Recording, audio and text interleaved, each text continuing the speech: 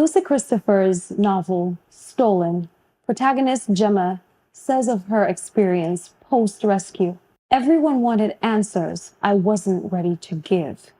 Fact of the matter is this: speaking about deeply hurtful things is painful, but in speaking up, you may help someone going through the same or similar.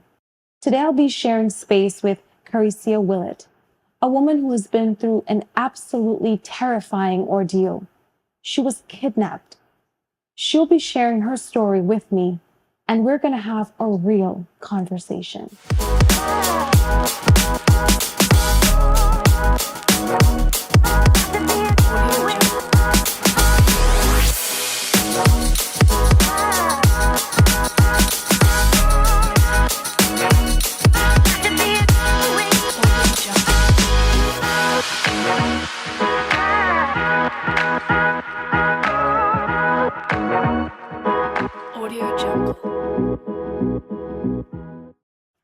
I'm here with Karisia Willett. It's really great to meet you, Karisia. How are you? Hi, same here. I am fine. Okay. So there are a barrage of different topics that we could get into when it comes to survival stories. And there are so many survival stories out there, from ones that deal with chronic illness to trauma, abuse, and things like that. But your case was a very unique one, and a very touching one, in all honesty. You were kidnapped. I was. Okay, can you walk us through what that experience was like and what actually took place? So I got kidnapped on the 3rd of the 3rd, 2017. It was a Friday night. So I went to Antigua to do some training. So we were on St. Mary Street. I was in Glamour Shots at the time. The lady and I was closing down the store and getting ready to go to our homes. As we walk up the road in front of the Seventh-day Adventist bookstore, we were parked on the other side. And while I was pulling in the door, somebody pulled it back. So I looked up. The look seemed fine.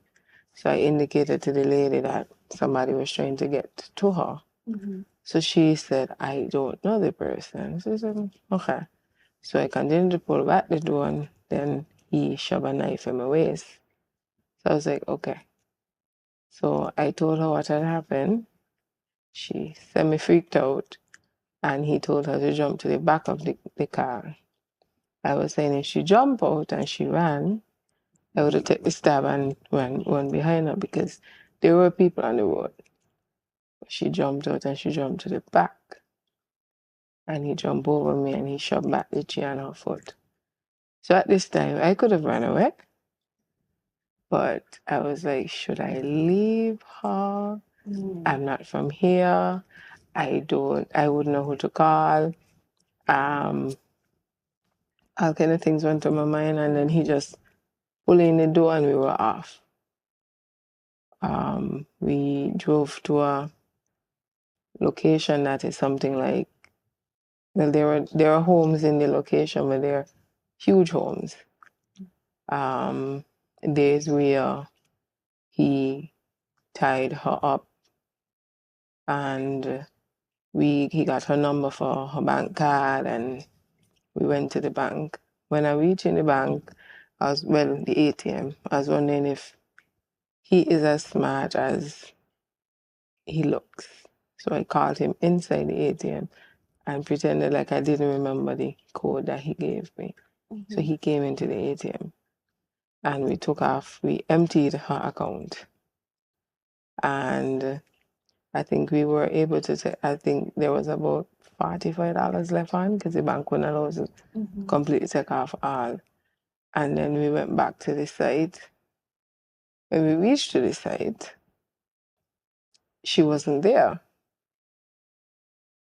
And he was hounding me. He was saying, "You see, she's not your friend because she left you here," and all of the good stuff. But I knew if anything had happened to us, the bank would have, say, she was here at the ATM, and they would at least got a picture of the two of us. Then we saw the lights. If the police had come down the road without their lights, they would have caught him on the spot.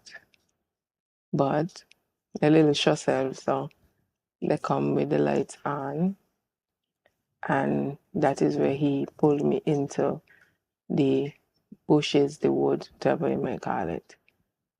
I think halfway through I kind of gave up. I was caught the kasha, everything, and I was like, do with me what you want. And mentally was a lot. Came in, and then that's when I realized and his intention was just to rob and leave. It became a lot more when he left with us. I had on a jacket, he took it off, he folded it up, told me to sit on it, and I'm like, this is weird behavior, but okay. Well, then they started to tell me he had a son, a newborn, and didn't know how to support his son, and all kind of things that you wouldn't expect somebody to tell you. And called one of his friends, and he was like, come and pick me up, this is where I am. And while we're there, my phone rang. So when I answered the phone, the person I was staying with was like, where are you? Where are you? Where are you? Because he lives in an area where, there is not much homes and so forth. He was in stkitts at the time. And because he's a doctor. So he was like, where you be? Where you be? And I was like, I'm with Shinella, which was a quick escape for me. Shinella is a senator in Antigua. So I was like, I'm with Shinella. So he was kind of fine with it. But as soon as I hung up the phone, the police called him. And then he said he's thinking, no, I just talked to her. So, no. At the time, he called my phone about maybe 15 times back to back to back. So the phone was just ringing. So he took it, he turned it off, and he shoved it in his pocket. And I had my his phone on me also, and he also. And then we were just in there. Some other things happened between there, and the person came, and the person was like, police up there, so me ain't coming up there. And he was like, I'll pay you. So we got off a couple thousands, and he had to pay almost half of that for the person to come and collect him. He left. He came back, he gave me, I think it's me Antigua phone, which is just a small little iPhone, but he left with me stkitts phone. And I say this all the time, him taking the stkitts phone hurt more than me getting kidnapped. I'll tell you why. My sister died the year before. All her pictures, her messages, voice message just went.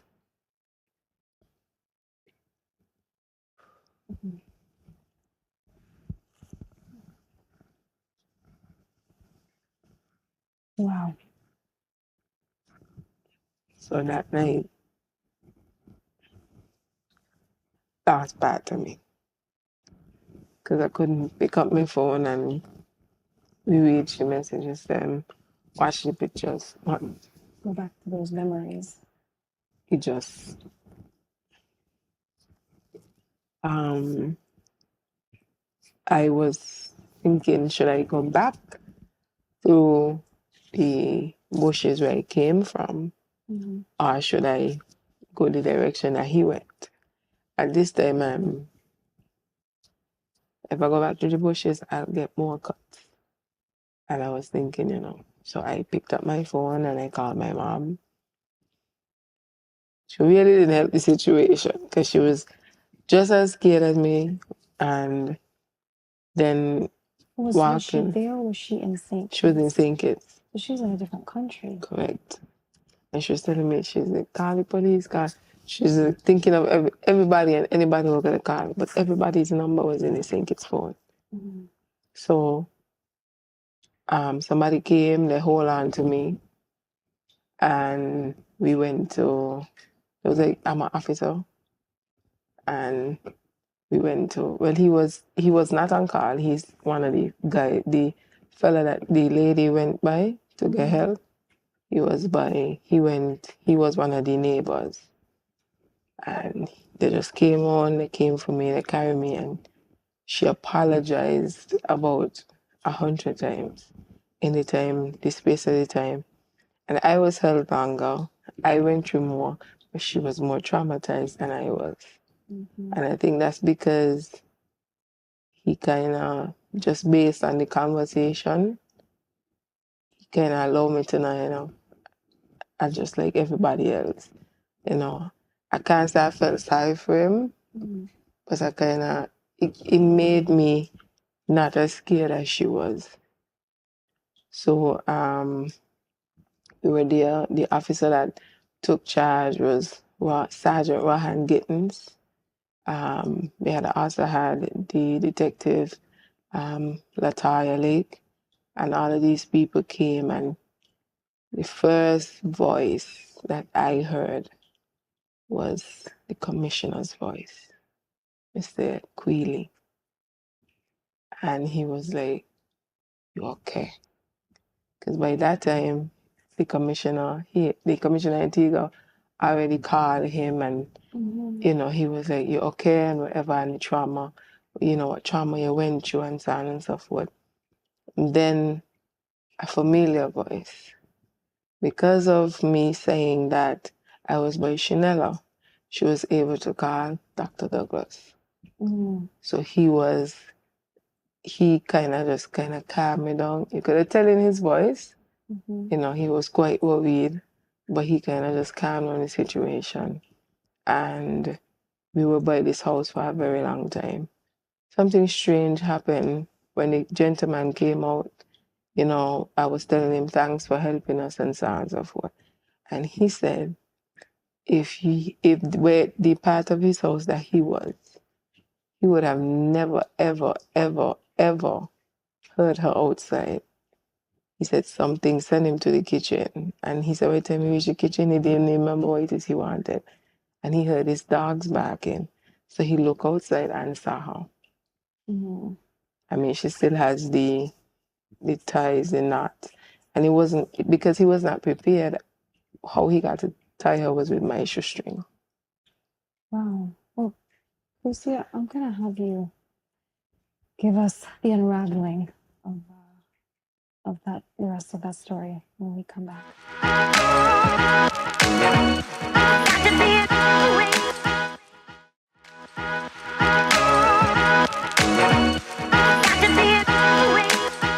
So pretty much in a nutshell, that is kind of there are bits and pieces missing, but that's more or less the storyline. Okay. Well, first of all, I am so sorry that you had to endure this. And especially, it's bad enough you have to go through it, but to have to go through this outside of your own country, where you feel this sense of helplessness. Like you said, you don't know anybody. The number you called was based on the memorization of your mother's number, who was all the way back here in St. Kitts, and couldn't physically come to your aid. Correct. Now, with stories like these, there are often those who will try to find holes or poke holes within a story simply because society tends to be very unempathetic, and some people at least.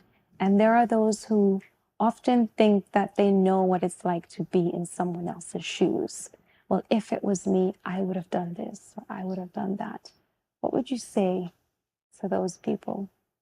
Well, I didn't get remarks like that. other people didn't understand because how Kitishans found out, it came over on the Prime Minister's press conference. At the time, Timothy Harris was the Prime Minister, and he came over on his press conference.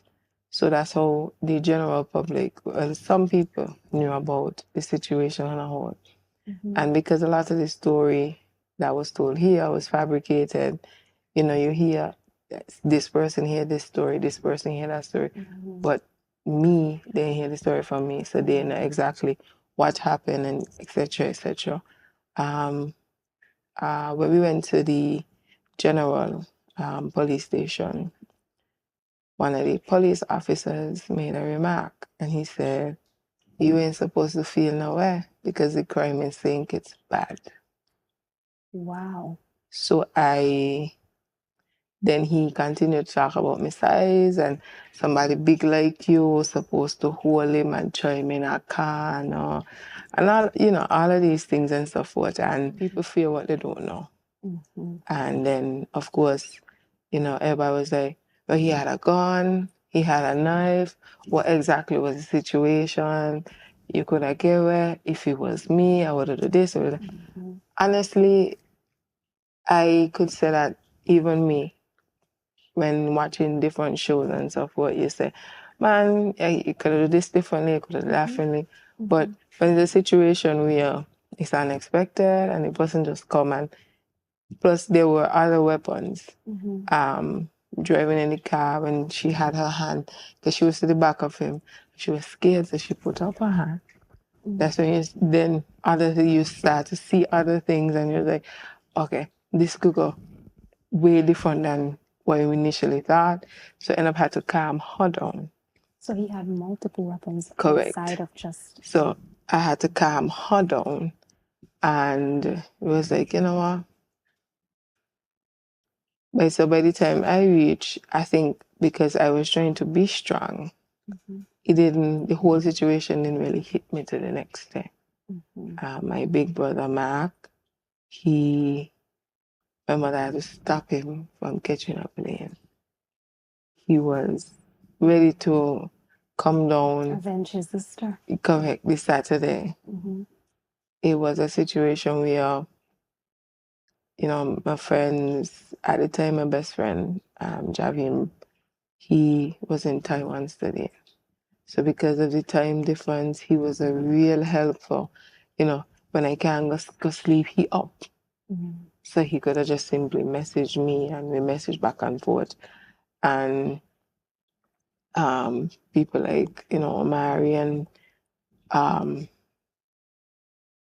Jabari, just my friends, Chrissy and everybody who just said, listen, we can stay with you.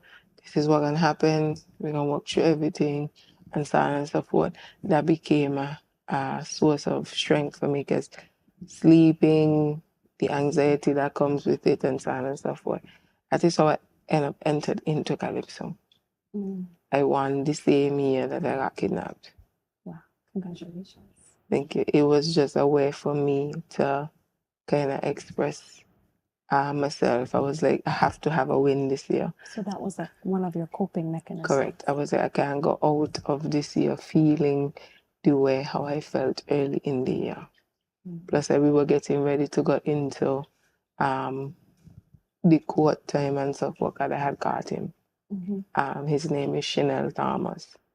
So they had couple days. We had couple days inside and so forth. And then when I had catch him, I went to court and this particular lady, she saw me and she was like, no, this man is a terror. And she started to talk about things that he tried to do to her and so forth. And he was like, you know, she was like, finally he behind bars. So he's currently in prison. No, he's not. So last year, he was on the prison farm and he got away. And when approached by police, he tried to fight. So they killed him. Wow.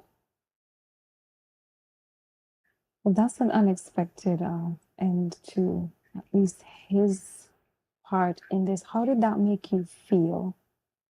knowing that It he brought was back just gone. it brought back trauma because we felt that we didn't get justice because he got 10 years each because he came in and he pled guilty, which is weird. The judicial system is weird. Years automatically drop off, which is weird for me. Yeah. Because you were looking for him, and It's interesting that you said you didn't feel like you got justice, even though he's dead. He's no longer here. Because so many people would be elated that this person is now gone, like just wiped from the earth. But for you, you wanted to see him, as you said, serve that time. I thought 10 years in itself was too little.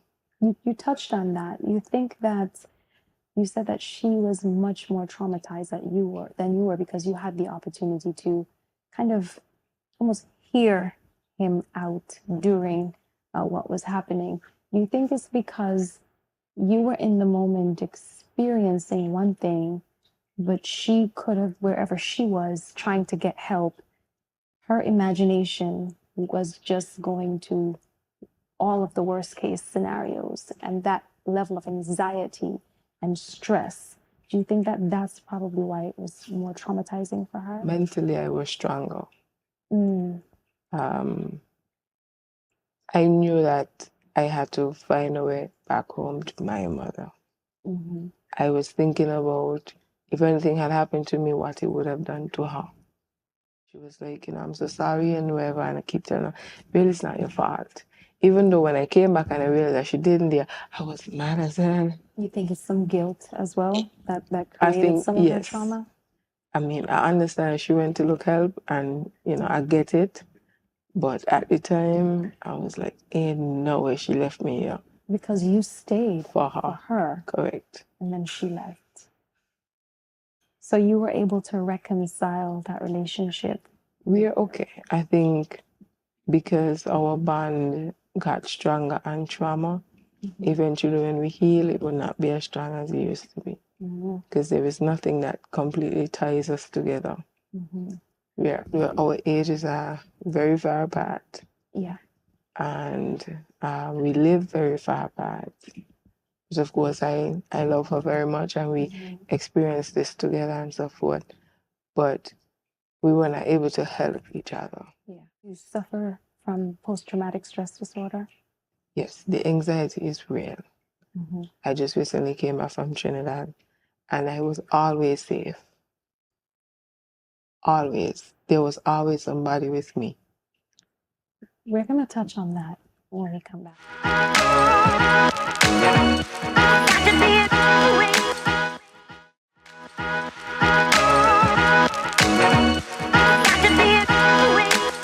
Now, in our society, it's so easy for persons to blame others and to, as we spoke about earlier, kind of put shame to a story that they were not there themselves to witness. Did it bring you any ease knowing that there was another surviving witness, someone who could speak truth to this story? No. It didn't. No, because she is.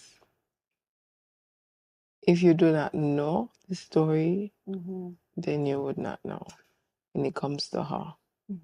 She's very reserved. She's very quiet.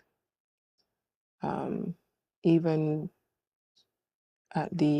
after some of her friends came by, some of her church friends, and they're speaking and so forth, but outside of that, she wouldn't speak of it.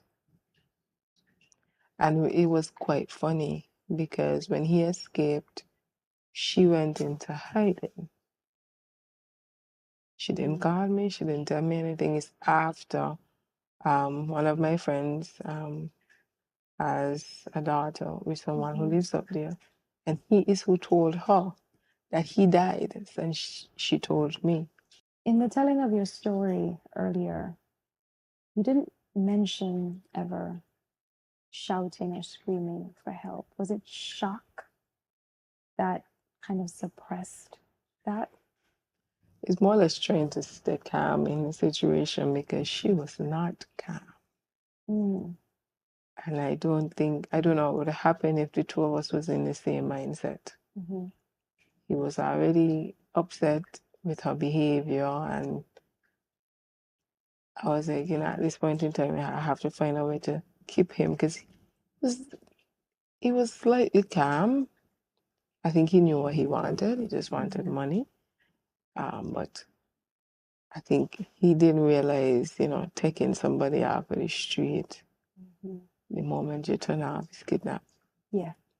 What I went through is completely different to what she did. You explained that you were almost observing his approach to this entire ordeal to try to discern whether he was an intelligent criminal, so to speak, or not.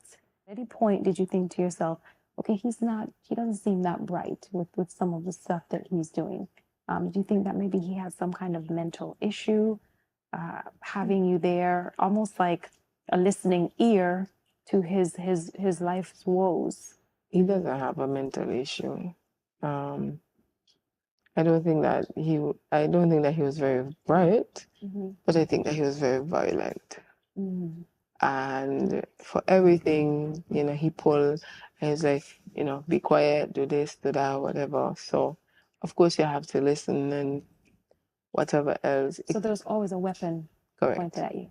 I thought about just at the ATM, just screaming. But then, of course, my mind goes right back to her. So you thought she was still in the car. No, she didn't went with us. She went to the bank with us. She was tied up at the spot that we were in. So what she did was, how did she get away? I don't know. But she ran to the top of the road, and she called, and the dogs back and back. And eventually the man came out, which is interesting, because if the police had only come on the scene with the lights off, everything would have been so different. Should have got back our money, we'd have still have our items. Everything would have been so different.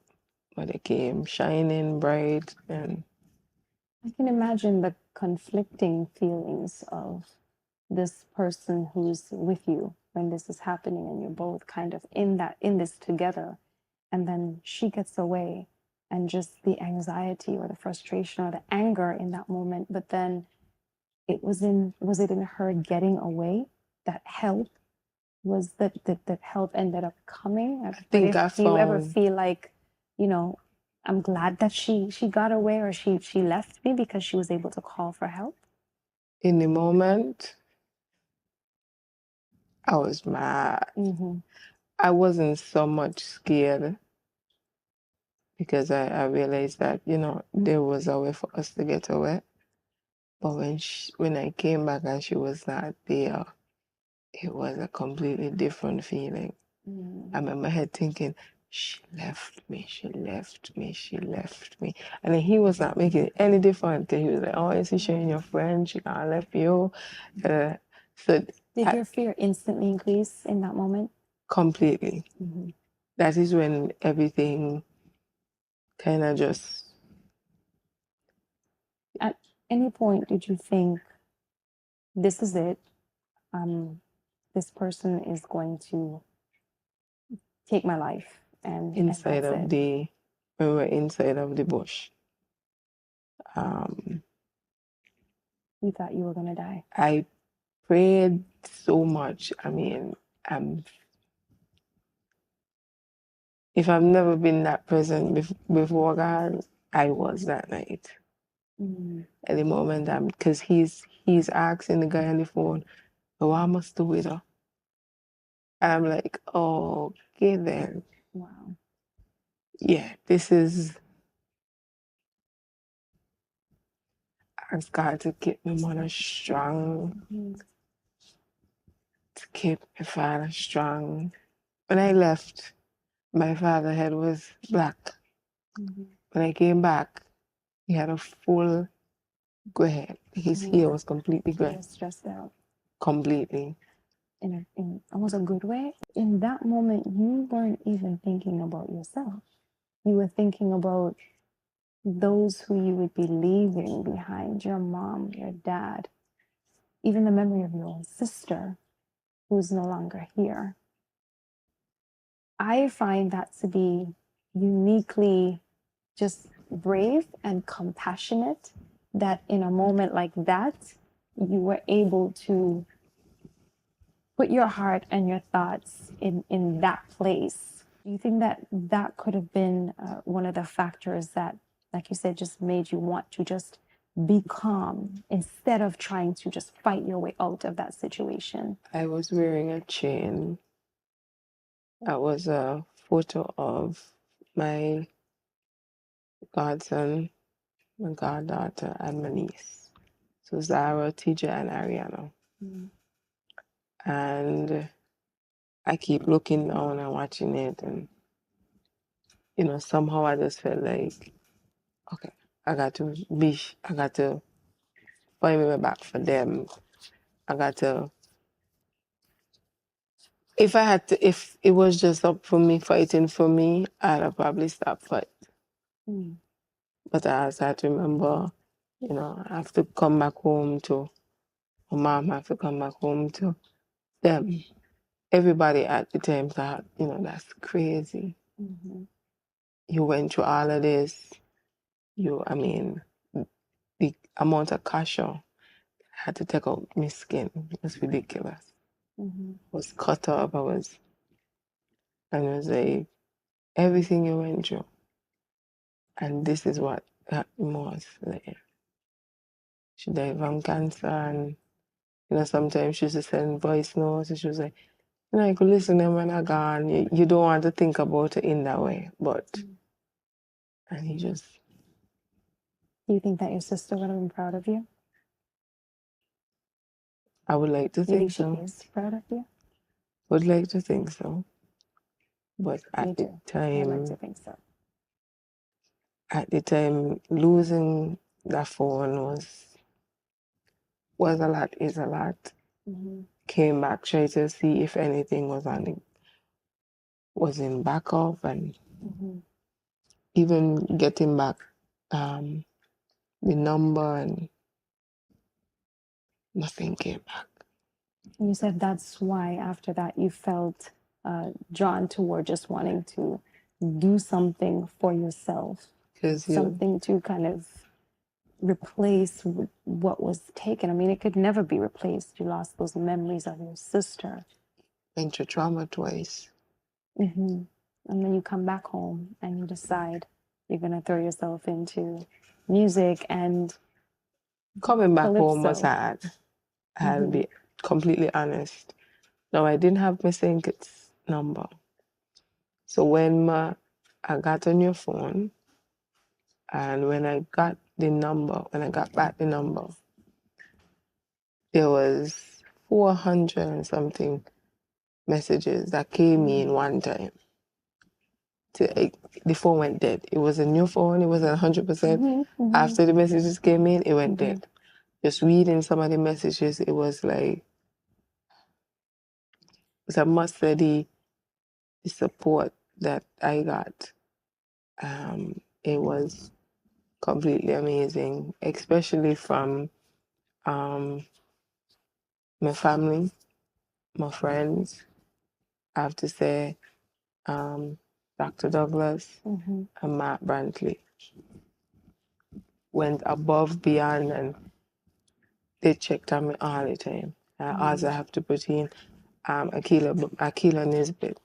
Was not a politician at those times. She was a senator, but we have a really good relationship. And even the Prime Minister reached out to me and called me, checked to see if I was, okay and so forth. And just the feeling of knowing that those who hear, hear and so forth. I mean, being home was a totally different experience because there is some peace when you're home.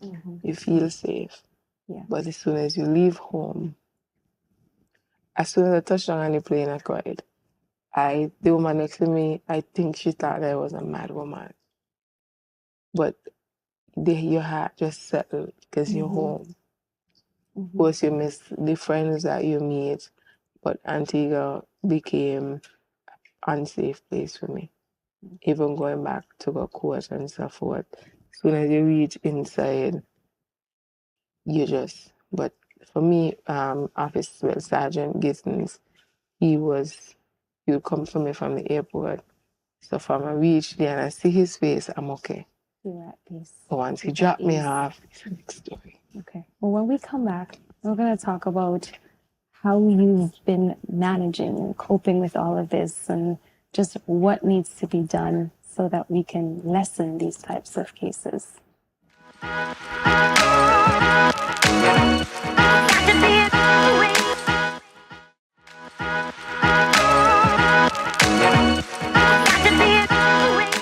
I don't think there is anything that I could tell anyone because everyone goes through trauma differently. But you have to trust and believe that tomorrow is a better day. Some listen music. I had a friend by the name of Bian. And Bian would message me every morning and pray with me. And some small things like that makes a huge impact. Sometimes my friends would just randomly message me and say, I love you. And even those that didn't know at the time would make the effort. The date in itself, the 3rd of the 3rd, every year, when the date come on, it's very difficult.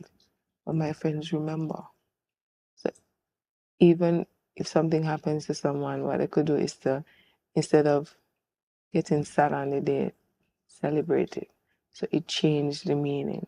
One of my friends, her name is Tamika Williams. Her daughter, which is my goddaughter, was born on the 3rd of the 3rd, 2018. That changed, that completely changed what the date meant to me. And every time I think of the date, as painful as it is, I also remember how much joy my goddaughter brings to me. And it's a day of celebration because it's her birthday. Sometimes you see people smile and say the simplest things. Yeah, as simple as a smile. Yeah, really makes a difference because you don't know what you're going through. Just couple minutes ago, just talking to someone, and there was like everybody has a trauma. Everybody has a story. Sometimes you don't know, you see people and they look so well put together and beautiful, and inside they're breaking down. Yeah. Sometimes when we see suicide and so forth, you're thinking like, what? Because you see the person every day. They look fine. Or they look like they had everything all figured out in their and life. then you just don't know. Sometimes you just don't know. So the simplest of things, hello, how are you doing? Have a good man, you look bright today. Oh, well, I see you hear something that would give a person a reason to smile. Would very much, and I like to say you have to find yourself. Mentally, emotionally, how would you say you're doing now? And did you have to seek outside help to get to this place of healing? I did. I didn't realize how bad it was. Somebody came in to where I work and somebody was standing, and when the person left, he said, what was that person wearing? And I told him, and he said, you need help. Because you were so detailed. He was like, the fact that you know this person had on red socks, you need help. You have a problem. He was like, he said, I sensed it. He came in and he looked like he was a problem. He just looked bad. And instantly you went into that mode. He was like, I saw it on the spot that you needed help. Do you think more initiative need to be taken to not only give people advice on how to kind of check out their surroundings when they're in certain situations, or just in general, how to avoid? I mean, there are things that we just can't avoid. But have to look out for some of these red flags. If you do that, you're going to make yourself paranoid. Crazy. Correct. Because you could look like, you're so sitting there, you're so beautiful, and you could be the one That's going to correct. That's going to be hurting. Outside of somebody who, looks the part. So if you do that, you're gonna send yourself crazy. What about initiatives for survivors of these to lend more support to them? You can only lend support to physically and somebody mentally. who wants it, because you can't force it on them. You can't really force somebody to get better. You can't force somebody to come out of the trauma. They'll take time, because I took time to actually come out of that. So I know others. Some people ask for help right away because they want to get better right away. Some people also have to process the trauma and find ways in themselves in how they could get over it. When he died, it brought up so many different pains that I felt had already gone. But they're still there, which shows me that, I still have growing to do. I still have healing to do. But the system also has more work to do. And one of those things might be listening to the victims, listening to the survivors of these stories. The judicial system is broken. I mean, even when I speak to lawyers only, there was like 10 years is nonsense. Because he was only charged for the kidnap. He wasn't charged for anything else.